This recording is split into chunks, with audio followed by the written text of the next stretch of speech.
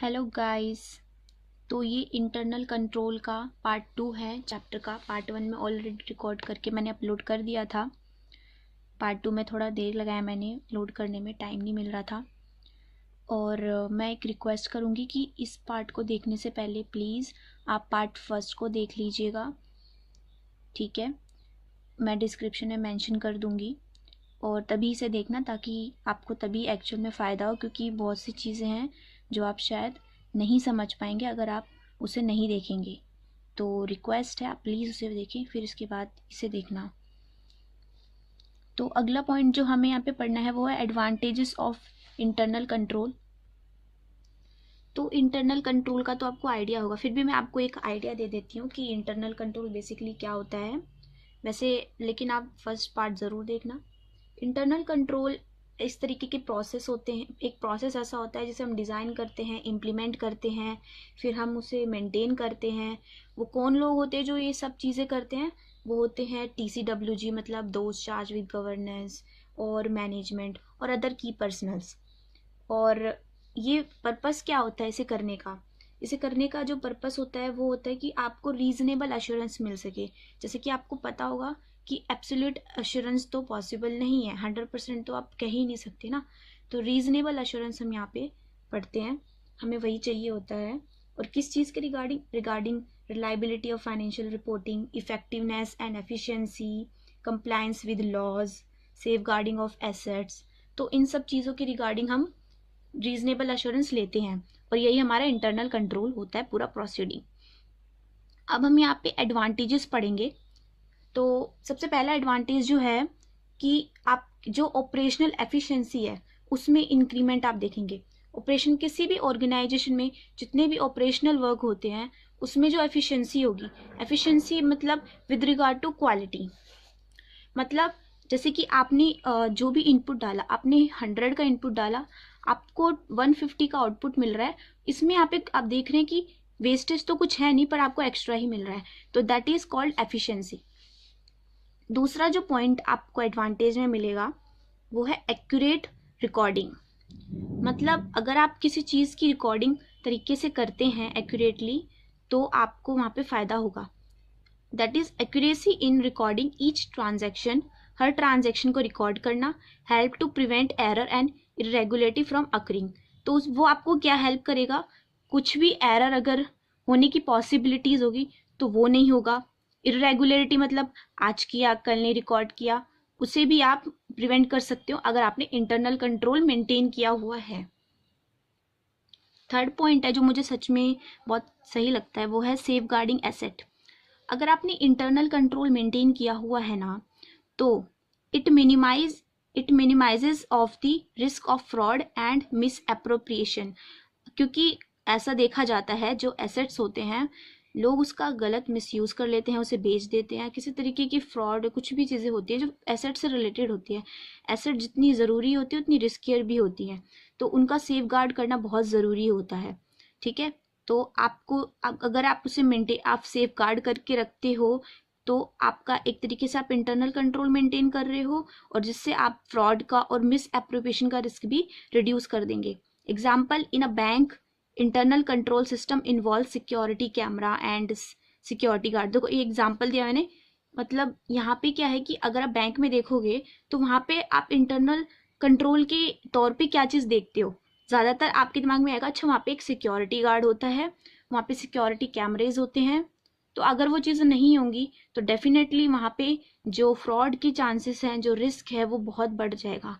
तो यानी कि वो बहुत अच्छा एग्जाम्पल है एक इंटरनल कंट्रोल का, और इससे आप समझ सकते हैं कि कितना ज़रूरी होता है ये। फोर्थ पॉइंट है आपका कंप्लायंस। कंप्लायंस मतलब किसी चीज़ का पालन करना, यानी कि adherence to prescribe policies and procedure. आप अगर प्रॉपरली पॉलिसीज बनाते हैं, आपने बनाई हुई हैं, प्रोसीजर्स बनाए हुए हैं चीज़ों को करने के, ट्रांजैक्शंस को रिकॉर्ड करने के, एसेट सेफ गार्ड करने के, तो अगर आप उसका कंप्लायंस करते हैं तो आप जो है फ़ायदे में रहेंगे। आप इंटरनल कंट्रोल को फॉलो कर रहे हैं तो आपको एडवांटेज मिलेगी ही मिलेगी उसकी। तो फोर्थ जो एडवांटेज है वो है कंप्लायंस। तो अगर आप इंटरनल कंट्रोल मेंटेन करेंगे तो आप कंप्लायंस भी कर रहे होंगे। जो आपका 5th पॉइंट है वो है प्रोटेक्शन ऑफ एम्प्लॉयज। अब ये क्या पॉइंट है, अब देखो, जैसे कि by clearing outlining task and responsibility, अगर आप क्लियर कर देते हैं हर एम्प्लॉय को कि आपका ये दायरा है काम का, आपकी रिस्पॉन्सिबिलिटीज हैं, ये आपका काम है, ये आपकी रिस्पॉन्सिबिलिटी, ये आपका काम है, ये आपकी रिस्पॉन्सिबिलिटी है, तो सबको पता है कि अपना अपना क्या काम करना है, कोई किसी को परेशान नहीं करेगा, कोई किसी के काम में इन्वॉल्व नहीं होगा, डिस्टर्बेंस नहीं क्रिएट करेगा। तो एक तरीके से आप एम्प्लॉयज का भी प्रोटेक्शन कर रहे हैं, क्योंकि आप उनको बता रहे हैं कि ये आपका दायरा है और ये आपका दायरा है, आप किसी में इंटरफेयर नहीं करेंगे। तो इंटरनल कंट्रोल का एक और जो फायदा है वो है protection of employees. 6th point है आपका benefit of internal control to the auditor.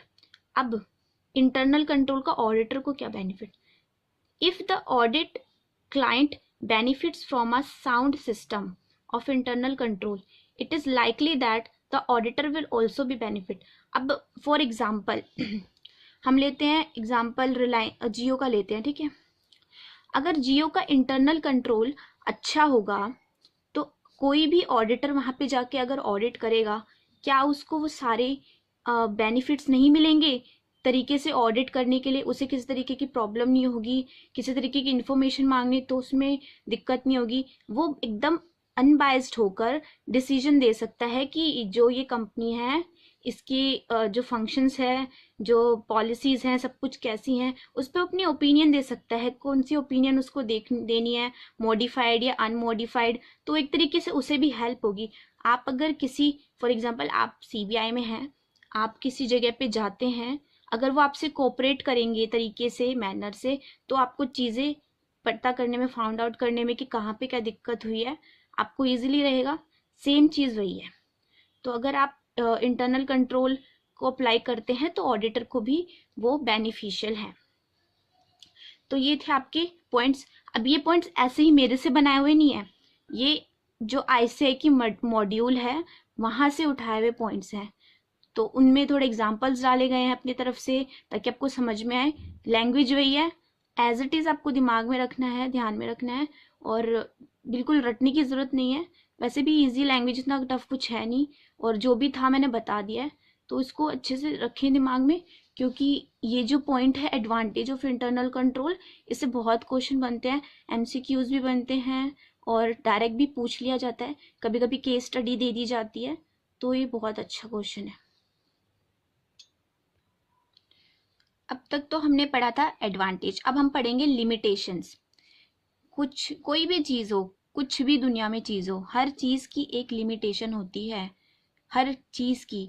तो इंटरनल कंट्रोल की भी लिमिटेशंस हैं, बहुत इंपॉर्टेंट है ये। तो मैंने इसका निमोनिक बनाया हुआ है UCA कम, UCA कम। आप इसका निमोनिक याद रखेंगे तो आपको पॉइंट्स याद होंगे, मैंने पॉइंट्स में बाइफरकेट किया हुआ है बहुत ही beautifully. The inherent limitation of internal control, inherent जिसे आप नहीं टाल सकते हैं, लिमिटेशंस हैं इंटरनल कंट्रोल की। जो सबसे पहले है C फॉर कॉस्ट। आप अपनी तरफ से भी कोई निमोनिक बना सकते हैं, कोई दिक्कत वाली बात नहीं, आपको ऐसे याद रहता है तो अच्छी बात है। निमोनिक वैसे बेसिकली एग्जाम्स में कभी कभी बहुत ज़्यादा काम आ जाता है, मेरे दिमाग में चीज़ें नहीं आ रही होती तो निमोनिक आ जाता है, बाकी आपकी मर्जी है।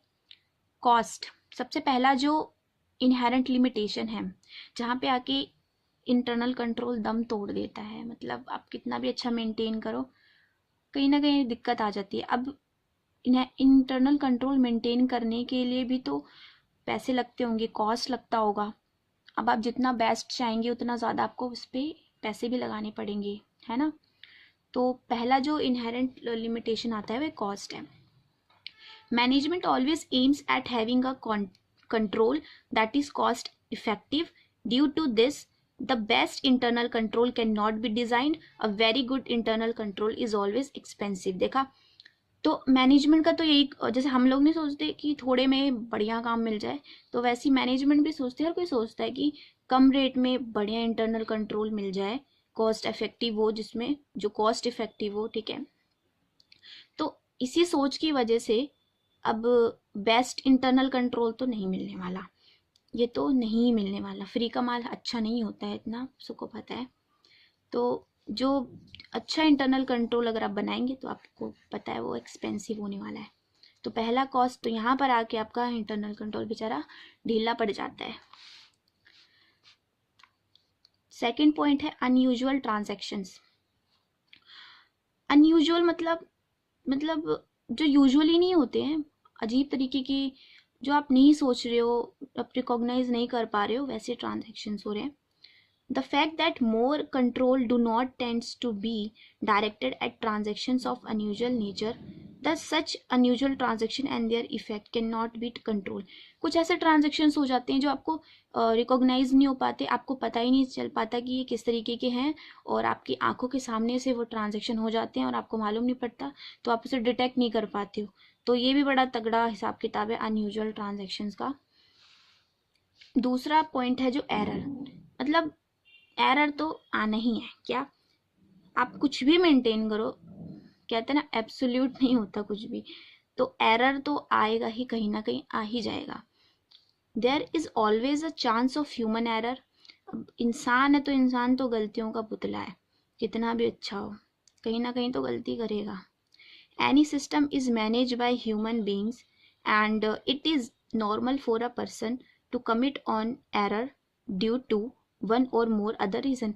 तो कोई भी रीजन हो सकता है, जरूरी नहीं है कि वो इंटेंशनल हो या वो अनइंटेंशनल हो, कुछ भी हो सकता है रीजन।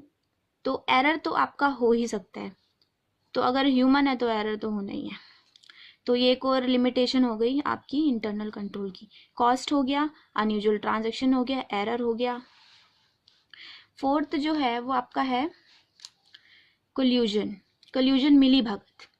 अब देखो, आप किसी जगह पे काम करो, किसी बैंक में काम कर रहे हो, वहाँ पे मिली भगत अगर हो जाए 2-3 डिपार्टमेंट में काउंटर्स पे, तो फिर वही दिक्कत सी हो जाती है। आपस में मिलके गड़बड़ करने की सोच रहे हैं, या फिर कोई बाहर का बंदा बड़ा जैसे आ रहे हैं लोन लेने के लिए हैं, बैंक में मिली भगत हो रखी है।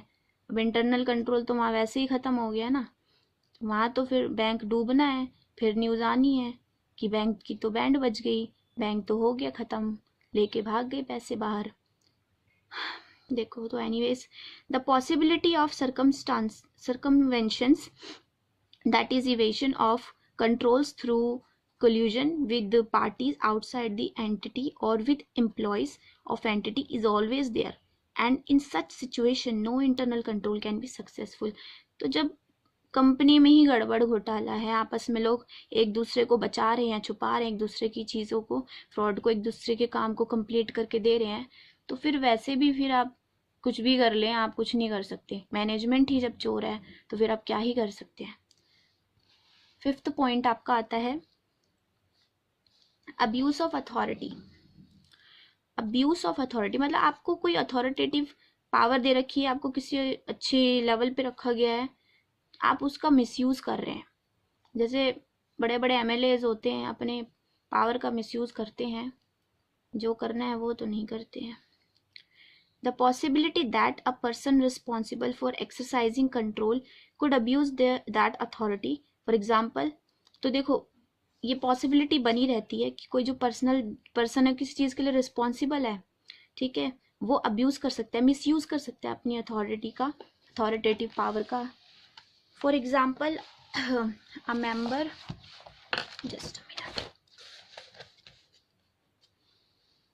For example a member of management over riding, मतलब ओवर पावरिंग है, अपने पावर को ओवर पावर कर रहा है अपने कंट्रोल्स को, तो ये हो गया। अब आपका 6 पॉइंट आता है इनएडिक्वेसी ड्यू टू ऑब्सोलेंस। कोई चीज़ पुरानी हो गई है, काम की नहीं रही, टेक्नोलॉजी में पिछड़ गई है, तो उसकी वजह से जो काम खराब होगा उसकी वजह से भी तो इंटरनल कंट्रोल जाएगा। आपके पास नई टेक्नोलॉजी ही नहीं है मेंटेन करने के लिए, बगल वाली कंपनी आपकी आगे बढ़ती जा रही है और आप पीछे जा रहे हैं क्योंकि आपके पास ढंग की टेक्नोलॉजी नहीं है, तो ढंग का इंटरनल कंट्रोल नहीं है।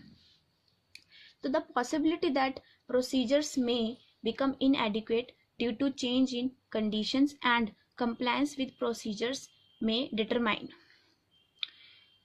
तो ऐसी पॉसिबिलिटी आपकी बन सकती है कि आप जो प्रोसीजर्स लगा रहे हैं वो पुराने हो गए, अब नहीं किसी काम के हैं, और कंडीशंस ख़राब है, कंप्लायंस नहीं अच्छे से कर पा रहे उन चीज़ों के साथ, तो फिर वैसे भी आपका इंटरनल कंट्रोल किसी काम का नहीं होने वाला। मैनिपुलेशंस, तो आप आप खुद ही समझ रहे हो इस पॉइंट से कि अगर आप मैनिपुलेशंस करेंगे 1 2 का 4 करेंगे तो फिर नहीं चलेगा। विंडो ड्रेसिंग दिखा रहे हैं, अंदर काम खराब है और ऊपर से दिखा रहे हैं बहुत चकाचौंध बढ़िया चमाचम, तो फिर वैसे विंडो ड्रेसिंग कुछ हद तक ज़रूरी भी होती है, कभी कभी काम में आती है, लेकिन ज़्यादा हो गई तो फिर आपको ले डूबेगी वो, आपकी फिर रेपुटेशन मार्केट में ख़राब कर देगी। Manipulations by management with respect to transactions or estimates and judgment required in preparation of FS। तो मैनिपुलेशंस मैनेजमेंट ही लगा रहा है बैठ के, ठीक है, ट्रांजैक्शंस के रिगार्डिंग होना था, लिया था, क्या नाम है, लोन लिया था, दिखा दिया है कुछ अनसिक्योर्ड सा, देखो, और estimates and judgement require in preparation of FS। तो फाइनेंशियल स्टेटमेंट बनाते हुए आप जितने भी एस्टिमेट्स लगा रहे हो, जजमेंट बना रहे हो अपनी तरफ से बायस्ड होके, मैनिपुलेट करके फिगर्स बड़े सुंदर सुंदर दिखा रहे हो हैं, और बस आप दिखा रहे हो कि यहाँ ये लॉस हो गया, वो हो गया, या फिर आप लोगों को, इन्वेस्टर्स को अट्रैक्ट करने के लिए दिखा रहे हो कि बड़े प्रॉफिट हो रहे हैं, बड़े डिविडेंड बांटे जा रहे हैं, तो ये सब चीज़ें भी मैनिपुलेशंस, तो ये चीज़ें गलत है ना। इंटरनल कंट्रोल आपका वीक है इसका मतलब। तो कल को ऑडिटर आएगा बेचारा तो सर पकड़ के बैठेगा, ये क्या कैसी कंपनी में आ गया भाई, क्या ओपिनियन दूं मैं, तो बड़ा बेकार है, सब चोर भरे पड़े हैं। तो ये आपका लिमिटेशंस का पॉइंट था, ये लिमिटेशन का पॉइंट खत्म हुआ। तो अब नेक्स्ट पॉइंट है अपना, टॉपिक है role of management with regard to IC। हम बहुत पढ़ रहे हैं मैनेजमेंट के बारे में। अब मैनेजमेंट का एक्चुअली में क्या रोल है IC को लेकर, इंटरनल कंट्रोल को लेकर। देखो, बेसिक प्रिंसिपल, ये पूरा मॉड्यूल की लैंग्वेज है तो इसे अंडर एस्टिमेट नहीं करने का, ठीक है। Basic principles governing an audit state that the management is responsible for maintaining N adequate accounting system incorporating various internal control to the extent appropriate to the size and nature of the business। तो देखो, ये जो basic principles बनाए गए हैं audit के लिए, ऐसे ही नहीं कोई अपनी मर्जी से कुछ भी करने लगता है, प्रिंसिपल्स बने होते हैं, ठीक है, उन्हें फॉलो करते हुए तो मैनेजमेंट रिस्पॉन्सिबल होते कि वो मेंटेन करे एक एडिकेट तरीके से अकाउंटिंग सिस्टम को, ठीक है, और वो भी किस हिसाब से कि जिस तरीके की आपकी ऑर्गेनाइजेशन का साइज है और जो नेचर है, प्रॉफिट ओरिएंटेड या नहीं, जो भी नेचर है आपका, उस नेचर के हिसाब से वो उसे अपने जो IC के सिस्टम को है इम्प्लीमेंट करें प्रिंसिपल्स का यूज़ करते हो। तो ये तो बेसिक प्रिंसिपल जो गवर्न करते ऑडिट को, उन्होंने बोला कि आपकी साइज़, जो भी ऑर्गेनाइजेशन की साइज़ है, बड़ी छोटी जो भी है, और जो नेचर है, ठीक है, प्रॉफिट ओरिएंटेड और नॉट, और नेचर में आपका आता है जैसे विजुअल और डॉक्यूमेंट और ओरल। क्रिएशन ऑफ सिस्टम, किस तरीके से इस सिस्टम को क्रिएट करना है, वो तो उसने बात कह दी, अब क्रिएशन कैसे करना है सिस्टम का। तो devising and installation of IC internal control is the responsibility of management.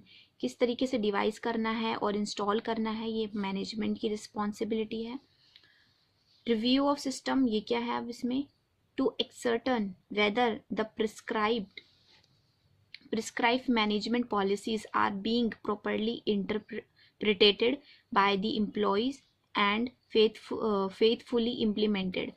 तो आपको रिव्यू करना पड़ेगा सिस्टम बनाने के बाद, सिर्फ ऐसे छोड़ नहीं दिया जाता है, उसका रिव्यू करना पड़ता है। तो आप रिव्यू करेंगे तो उसमें क्या करते हैं, आप रिव्यू जब करते हैं सिस्टम का, आप एक्सर्टन करते हैं, पता लगाते हैं कि क्या जो प्रिस्क्राइब मैनेजमेंट की पॉलिसीज़ थी वो प्रॉपरली आपने एम्प्लॉयज़ को बताई है, इंटरप्रिटेट की है कि नहीं, कि देखो भाई ये पॉलिसीज़ है हमारी, ऐसे ऐसे तुम्हें काम करना है, और फेथफुली इम्प्लीमेंट किया, विश्वास करते हुए बिल्कुल फेथफुली इम्प्लीमेंटेशन उसका हुआ है कि नहीं, विश्वासजनक कि नहीं हुआ है।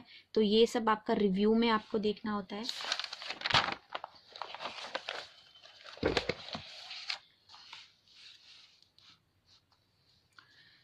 The prescribed procedure need a revision due to changed circumstances or whether they have become obsolete या outdated or ये क्या लिख दिया मैंने, कम्बरसम, डिफिकल्ट, ठीक है। तो मतलब यहाँ पे क्या बोल रहा है वो कि आपने प्रोसीजर, आपने एक सिस्टम इम्प्लीमेंट किया, ठीक है, आपने सिस्टम इम्प्लीमेंट किया। अब इम्प्लीमेंट करने के बाद आपने रिव्यू भी कर लिया। रिव्यू करने के बाद आपको रिव्यू में आपने देखा कि अच्छे से इम्प्लीमेंट हुआ कि नहीं, और एम्प्लॉयज़ को बताया कि नहीं, ठीक से इंटरप्रिटेट किया या नहीं किया, फेथफुली इम्प्लीमेंटेशन हुआ है कि नहीं। उसके अलावा आप ये भी देख रहे होते हैं रिव्यू में कि क्या अब अभी मतलब कुछ नई पॉलिसीज आ गई हों, एडिशन किया है या डिलीशन किया है, तो आपको रिवीजन भी करना पड़ता है, क्या कोई चीज़ आउटडेटेड तो नहीं हो गई इसमें, ठीक है। तो ये सब चीज़ें रिव्यू में देखनी पड़ती है, नहीं कि एक बार देखा और छोड़ दिया, ऐसा नहीं होता है, टाइम टू टाइम उसका रिव्यू करना पड़ता है, वरना काम खराब हो जाता है। Effective corrective measures are taken promptly when the system appears to break down. तो जब भी लगे सिस्टम ब्रेक हो रहा है आपने जो बनाया है, तो आप उसके हिसाब से करेक्टिव इफेक्टिव एक्शंस, इफेक्टिव मतलब टाइमली आप एक्शंस लें। Internal audit, it is desirable that the management also install an internal audit system as an independent function to check any division और नॉन कंप्लायंस। तो आप इंटरनल ऑडिट भी set करें, internal auditor को भी बुलाएं, आप एक ऐसा फंक्शन बनाएं, इंस्टॉल करें अपनी ऑर्गेनाइजेशन में, ताकि आप और अच्छे से समझ सके कि क्या यहाँ पे कोई नॉन कंप्लायंस तो नहीं हो रही है। तो हम पढ़ते हैं ना internal audit, external audit, internal auditor, external auditor, तो वो इंटरनल ऑडिट वाला सिस्टम भी होना चाहिए। अगर है तो बहुत शानदार बात है, होनी ही चाहिए। नेक्स्ट टॉपिक है हमारा importance of review of internal control to the statutory auditor. अब इम्पोर्टेंस क्या है इंटरनल कंट्रोल के रिव्यू करने की, ठीक है। एक स्टैट्यूटरी मतलब जो बाहर से बंदा आ रहा है, जो लॉ के थ्रू अपॉइंटेड है, एक ऐसे बंदे, एक ऐसे ऑडिटर के लिए ये ज़रूरी क्यों है कि आप उसकी ज़रूरी क्यों है कि आप अपने इंटरनल कंट्रोल्स को रिव्यू कराएं किसी स्टैट्यूटरी ऑडिटर से। मुझे लगता है सबसे पहला पॉइंट दिमाग में आएगा इंडिपेंडेंट, जो आपका ओपिनियन आएगा आपको मालूम पड़ेगा, क्योंकि वो अनबाइज्ड होगा, ठीक है। इसका मैंने निमोनिक लिखा हुआ है, 100 टेक लायर्स, 100 टेक लायर्स, आप इसका कुछ भी बना सकते हो, 100 टेक लायर्स, ठीक है। इससे ऐसा फील हो रहा है ना कि स्टैट्यूटरी ऑडिटर आ रहा है और ये कोई कंपनी है, उसके लायर्स को वो रिव्यू कर रहा है, तो इसलिए मैंने इसको ऐसे बनाया। तो फर्स्ट पॉइंट है इसमें, whether errors and frauds are likely to be located, तो L4 लोकेटेड, मैंने जो निमोनिक्स का है मैंने उसके ऊपर लिखा हुआ है बकायदा कि किससे कौन सा वाला रिलेट करना है। Whether error and fraud are likely to be located in the ordinary course of operation of the business. तो क्या देखेगा वो रिव्यू में कि जो भी एरर और फ्रॉड है, क्या वो normally ordinary course of operations के टाइम पर हुए हैं कि नहीं हुए हैं, या फिर कुछ अलग तरीके से सर्कमस्टांसेस बनाए गए हैं। तो L4 लोकेटेड। सेकेंड पॉइंट है, whether an adequate internal control system is in use and operating as planned by the management, he can जज the existence, effectiveness and continuous. तो EEC देखेंगे हम, क्या बोला मैंने, whether an adequate internal control system is in use, क्या एक adequate internal control system बनाया गया है, वो यूज में है, और जो operating as planned by the management, और जैसा मैनेजमेंट ने प्लान किया था कि इसको इस तरीके से ही चलाना है, क्या उसी तरीके से चल रहा है। ही कैन जज, तो वो जज कर सकता है कि जो एग्जिस्टेंस है सिस्टम की, कितनी इफेक्टिवनेस के साथ वो सिस्टम काम कर रहा है, और कितना कंटिन्यूटी में है वो, कि डेली चल रहा है या एक दिन 2 दिन, या फिर ऑडिटर के आने के कुछ दिन पहले वो इंटरनल कंट्रोल सिस्टम मेंटेन किया गया, ठीक है। तो ई से आप याद रखेंगे EEC, ठीक है। तो ये सारे रिव्यू, अगर एक स्टैट्यूटरी ऑडिटर रिव्यू कर रहा है इंटरनल कंट्रोल को, तो ये उसकी इंपॉर्टेंस है, क्योंकि आपको ये सब चीज़ें पता चलेगी, तो यही इंपॉर्टेंस कहलाती हैं। Whether an effective internal auditing department is operating, तो आपको ये भी पता चलेगा, ये भी एक इम्पोर्टेंस है कि आपको ये मालूम पड़ेगा कि कोई इंटरनल ऑडिटिंग डिपार्टमेंट ऑपरेट है, जैसे हमने पहले पढ़ा था कि इंटरनल ऑडिट एक सिस्टम होना चाहिए जो मैनेजमेंट बना के रखती है अपने ऑर्गेनाइजेशन में। तो ये भी हमें पता चल सकता है कि क्या सच में इंटरनल ऑडिटिंग डिपार्टमेंट है। अगर है तो सच में तो फिर तो बड़ा हेल्पफुल हो जाएगा स्टैट्यूटरी ऑडिटर के लिए। वो उसकी रिपोर्ट्स वगैरह चेक करेगा कैसे कैसे क्या बना हुआ है, तो और हेल्पफुल है, क्योंकि हमें देखा जाता है, इतिहास गवाह है, इंटरनल ऑडिटर बड़ा ही काम का होता है एक्सटर्नल ऑडिटर के लिए, यानी कि स्टैट्यूटरी ऑडिटर के लिए। नेक्स्ट पॉइंट है whether any administrative control has a bearing on auditor's work. For example, when there is a weak control over workers recruitment and enrollment, there is a likelihood, इनकी possibility, देखो मैंने mention भी कर रखे हैं words के मतलब क्या होंगे, of including dummy names in the wages sheet which is relevant for the auditor.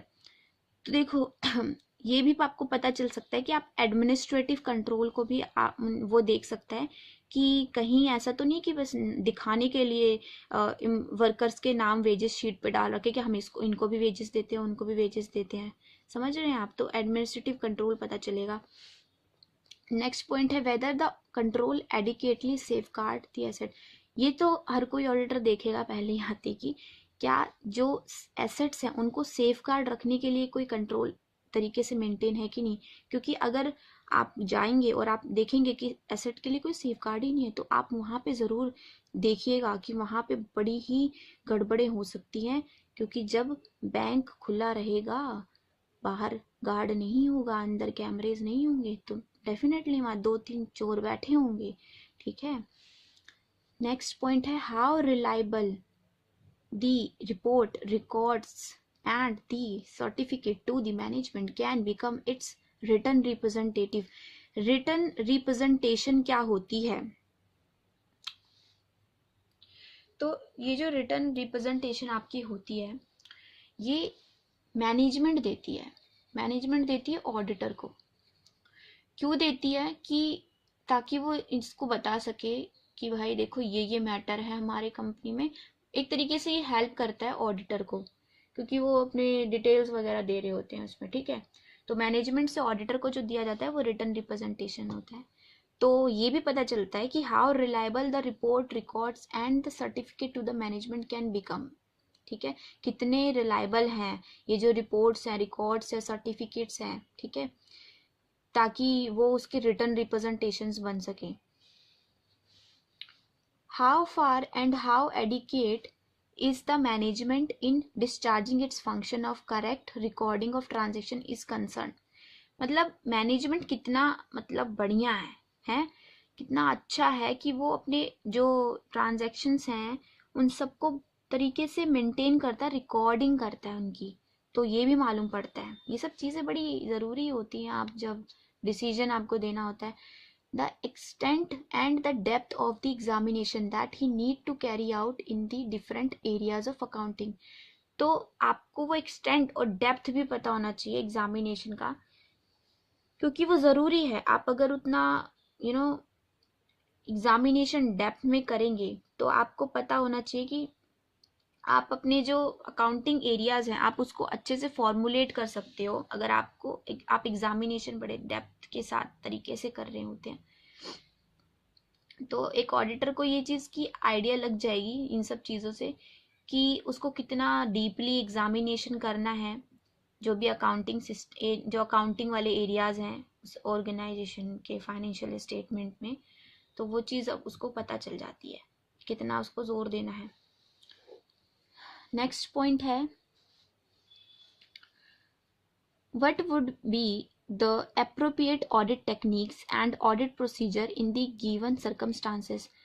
कि सारा चीज़ें देखने के बाद उसको ये चीज़ समझ में आएगी कि एक्चुअल में कौन सी ऑडिट टेक्निक्स मुझे लगानी है, कौन से प्रोसीजर्स लगाने हैं इस गिवन सर्कमस्टांसेस में। मान लो फ्रॉड वगैरह का चांसेस नहीं लगता, एरर इतना नहीं लगता, तो उस हिसाब से वो अपनी टेक्निक चूज़ करेगा, प्रोसीजर्स चूज़ करेगा, ज़्यादा सरदर्दी नहीं लेगा फिर। What are the areas where control is weak and where it is excessive? ये भी मालूम पड़ता है हमें रिव्यू करते हुए कि कौन से एरियाज बड़े जो कंट्रोल्स जो बने हैं उस पर इंटरनल कंट्रोल बड़े वीक हैं और कौन से हैं जो एक्सेसिव हैं। Last point, whether some worthwhile suggestions to the management can be given to improve the control system. और कुछ सजेशंस भी देगा कि कितने कौन से क्या सजेशंस, ऑफ कोर्स देगा यार, जब वो चीज़ें समझेगा तो उसे लगेगा तो अपनी तरफ से तो अपना काम करेगा, सजेशन ओपिनियन देना ही तो काम है, तो सजेशन दे सकता है मैनेजमेंट को। कंपलसरी नहीं है कि वो सजेशन देने बैठे, बट हाँ वो वॉलेंटरली अपनी तरीके से दे सकते हैं मैनेजमेंट को कि देखो भाई ये एरियाज है, आपको इम्प्रूव करना चाहिए, बड़ा गड़बड़ हो रखा है, या फिर नहीं ऐसी ये बढ़िया है, ठीक है, जैसे भी। नेक्स्ट टॉपिक है, एक चीज़ याद रखें कि मैं जितने भी पॉइंट बता रही हूँ ना, हवा में नहीं कोई टॉपिक बता रही हूँ, मैं वो टॉपिक करा रही हूँ जो बहुत ही इम्पोर्टेंट हैं, जो सबसे ज़्यादा इम्पोर्टेंट है इंटरनल कंट्रोल में, जहाँ से क्वेश्चंस बनते हैं। पर इसका मतलब ये नहीं है कि आप इसे पूरा लेके चलें, और भी चीज़ें हैं जो आपको मिलेंगी। तो अगर आपको कुछ भी डाउट पूछना हो तो आप मुझे कमेंट में कर सकते हैं, या मुझे आप सजेस्ट कर सकते हैं कि आपको इस चीज़ के ऊपर वीडियो चाहिए, तो मैं पूरी कोशिश करूँगी कि मैं वीडियो अपलोड करूँ, ठीक है। Duties of an auditor with regard to internal control. अब एक ऑडिटर की ड्यूटीज़ क्या हैं with regard to internal control. मैंने यहाँ पे ये निमोनिक लिखा हुआ है, यहाँ पे निमोनिक लिखा हुआ है मैंने इंटरनल कंट्रोल के रिगार्डिंग, ठीक है। मैन टीपी पर, ऐसा लग रहा है टीपी मतलब काम पे, टीपी टाइम पास नहीं तो मैन टीपी पर, मैन काम पे जा रहा है, तो मतलब ड्यूटीज, तो duty of auditor with regard to internal. अब क्या क्या ऑडिटर की ड्यूटीज है इंटरनल कंट्रोल के रिगार्डिंग। सबसे पहली है management's responsibility. The duty of safeguarding asset of the company is, पहले तो प्राइमरली वो होती है मैनेजमेंट की responsibility, and the auditor is entitle to rely, और ऑडिटर ये होता है कि वो उस पर रिलाई करे कि हाँ ठीक है ये इन्होंने ऐसे से किया हुआ है, and the upon the safe guards and internal control instituted bye the management. और मैनेजमेंट तो सबसे पहली जो रिस्पॉन्सिबिलिटी होती है वो मैनेजमेंट की होती है, और उस पर ऑडिटर रिलाई करता है। दूसरा, नेसेसिटी फॉर इवेल्युएशन, ये एज इट इज लैंग्वेज है मॉड्यूल की, हल्के में नहीं लेना है बिल्कुल भी। Necessity for evaluation, the auditor is interested in ascertaining that transactions are executed in accordance with the management's authorization, transactions are recorded properly and assets are adequately safeguarded। तो क्या बोल रहा है आपने जो भी इंटरनल कंट्रोल बनाया उसका इवेल्युएशन करना बहुत ज़रूरी है। तो ऑडिटर इज इंटरेस्टेड इन, तो उसको वो इंटरेस्टेड होना चाहिए उसमें कि उसे सर्टन करना है ट्रांजैक्शंस को जो एग्जीक्यूट हुए हैं in accordance with the management के अथॉराइजेशन के अकॉर्डिंगली, वो जो क्या कहते हैं इसको, जो ट्रांजैक्शंस हैं उन्हें रिकॉर्ड किया गया, एग्जीक्यूट किया गया है। Transactions are recorded properly and asset are adequately safeguarded. तो ये चीज़ भी मेक श्योर करना ऑडिटर को होता है कि जो ट्रांजेक्शन्स हैं वो प्रॉपरली रिकॉर्ड किए गए हैं, ठीक है, और एडिकेटली एसेट्स को सेफगार्ड किया गया है। Therefore the examination and evaluation of the internal control system is an indispensable part of the overall audit plan. तो एग्जामिन करना और इवेल्युएशन करना इंटरनल कंट्रोल का ये सबसे बड़ा इंडिस्पेंसिबल पार्ट है, आप इसे छोड़ ही नहीं सकते, ठीक है, बहुत ज़रूरी पार्ट है ये। थर्ड पॉइंट आता है assurance. The auditor need reasonable assurance that the accounting system is adequate. तो एब्सोल्यूट तो नहीं मिलेगा, बट रीजनेबल एश्योरेंस तो ऑडिटर को चाहिए कि जो अकाउंटिंग सिस्टम है वो एडिकेटली बना हुआ है कि नहीं, and that all the accounting information which should be recorded has in fact been recorded in a correct. और जो भी इंफॉर्मेशन अकाउंटिंग इन्फॉर्मेशन रिकॉर्डेड है वो तरीके से करेक्ट फैक्चुअल इन्फॉर्मेशन बिल्कुल सही लिखी हुई है, प्रॉपर एंड टाइमली मैनर, और प्रॉपरली लिखी हुई है और टाइमली मैनर, टाइम पे क्यों है। Internal control normally contribute to such assurance, और इंटरनल कंट्रोल का तो काम ही होता है कि वो इस तरीके की एश्योरेंस को कंट्रीब्यूट करे। नेक्स्ट है audit planning and programme. The auditor should gain an understanding of the accounting system and related internal control। तो अब बात करते हैं ऑडिट की, प्लानिंग की और प्रोग्राम की। जो ऑडिटर है उसको एक अंडरस्टैंडिंग होनी चाहिए अकाउंटिंग सिस्टम की। ऐसे थोड़ी ना कोई मुंह उठा के चला जाएगा, बना मुंह उठा के तो खैर कोई भी ऑडिटर नहीं बनता पहली चीज़, लेकिन फिर भी रट के नहीं कोई चीज़ होती है, आपको अंडरस्टैंडिंग होनी चाहिए उसकी, किस तरीके से प्रोसीजर्स वगैरह लगाए जाते हैं, क्या प्रिंसिपल्स हैं, ठीक है, एएस वगैरह पता होनी चाहिए आपको, बहुत सी चीज़ें होती हैं जो आपको अकाउंटिंग सिस्टम की नॉलेज होनी चाहिए, एंड रिलेटेड इंटरनल कंट्रोल्स भी मालूम होने चाहिए.